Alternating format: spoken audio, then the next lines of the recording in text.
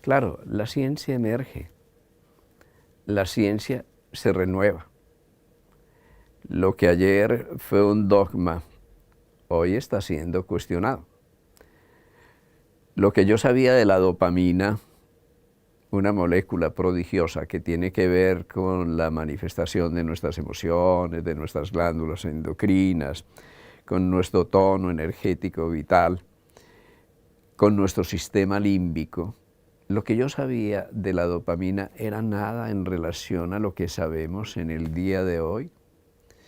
Si pudiéramos estudiar medicina, nos daríamos cuenta de una cosa: estudiamos 5, 6, 7 años, pero cuando terminamos ya aquello que nosotros hemos aprendido está totalmente revaluado.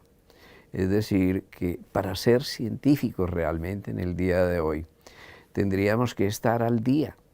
Y para estar al día tendríamos que ser aprendices permanentes. Y eso de ser aprendices permanentes exige por lo menos una cosa: una humildad a toda prueba. Aceptar que no hay más certidumbre que la incertidumbre, que estamos regidos por la incertidumbre, que la misma vida no es una ecuación. En la vida 2 más 2 no son 4, son las ciencias de la complejidad. Pues bien, las ciencias sistémicas, que no se refieren solamente a los computadores o a la electrónica, sino la filosofía de sistemas, la ciencia de los sistemas, va muchísimo más allá de nuestra concepción reduccionista y mecanicista. Esas ciencias sistémicas van emergiendo y saturan nuestra biología de principios que nos hacen pensar en función de relaciones, en función de componentes, no en función de partes. En nombre de la ciencia hemos tomado el organismo humano y lo hemos compartimentalizado de tal manera que creemos que el ojo está separado del cerebro, y está separado del hígado, y está separado de nuestra función metabólica, de nuestra digestión, de nuestras emociones, y eso no es cierto. La especialidad es una bendición, pero cuando en nombre de la especialidad nosotros hablamos de textos y perdemos el contexto significativo, nos perdemos. Pues bien, en nombre de la ciencia nos estamos perdiendo la ciencia emergente.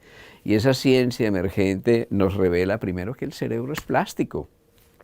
Quien hablaba de cambios en el cerebro, quien hablaba de reproducción de las neuronas, quien hablaba en 1950 o 1960, aún a fines del siglo pasado, de la neuroplasticidad, digamos que estaba condenado como un hereje. Pues bien, esos herejes en el día de hoy son realmente aquellos que han inspirado el gran avance de la neurociencia, que nos ha revelado secretos de la conciencia que solo el cerebro podía develar. Así que las neuronas se reproducen en primer lugar. En segundo lugar, la función de los grupos neuronales puede cambiar. En tercer lugar, el cerebro está aprendiendo todos los días hasta el momento de la muerte. En cuarto lugar, cuando aprendemos, cambiamos, y cambiamos anatómicamente, porque cambiamos hasta el calibre de la sinapsis. Pero si vamos más allá de la neurociencia y la neuroplasticidad, nos encontramos la gran revolución genética. Hoy sabemos que los genes son semillas, pero las semillas que germinan, las que se expresan o no, dependen de la calidad de la tierra, dependen del cultivo, pero el cultivo es nuestra dieta, el cultivo son nuestras relaciones humanas, el cultivo es nuestra cultura. También nos movemos en el seno de la cultura epigenética. El cultivo es tan simple como nuestra respiración. Nos relajamos y respiramos profunda y pausadamente, y cambia el ritmo de nuestro corazón, cambia la armonía rítmica en el seno del cuerpo, pero también tenemos cambios moleculares. Una simple respuesta de relajación puede incidir en la expresión de más de 2.500 genes, y esto también es ciencia. ¿Cuánto tenemos nosotros de esa ciencia en la relación terapéutica?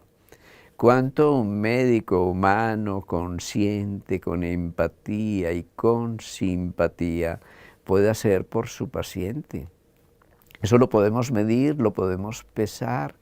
Podemos hablar del método científico para cualificarlo, posiblemente no. El amor no tiene peso. El amor no tiene características físicas que podamos medir en términos de la ciencia convencional y sin embargo es lo más importante en la relación médico-paciente, en nuestras relaciones familiares, que también son relaciones terapéuticas. Toda relación es terapéutica y esa terapia trasciende con mucho todo aquello que llamamos la ciencia médica. No es renunciar a la ciencia, pero es ver a la ciencia en todo este contexto que incluye el arte sublime de la terapéutica tiene miles de años. La ciencia médica es una recién nacida, tiene 200 o 300 años y sus avances son portentosos, pero de ninguna manera podemos reducir al cauce estrecho de la ciencia algo tan importante como el tratamiento de un ser humano que ya no es un ratón, sino es un conjunto de células en una caja de Petri, sino que es alguien que tiene vida, sueños, esperanzas, que tiene un sentido de vivir, que tiene una historia viva y sobre todo que tiene un elemento maravilloso.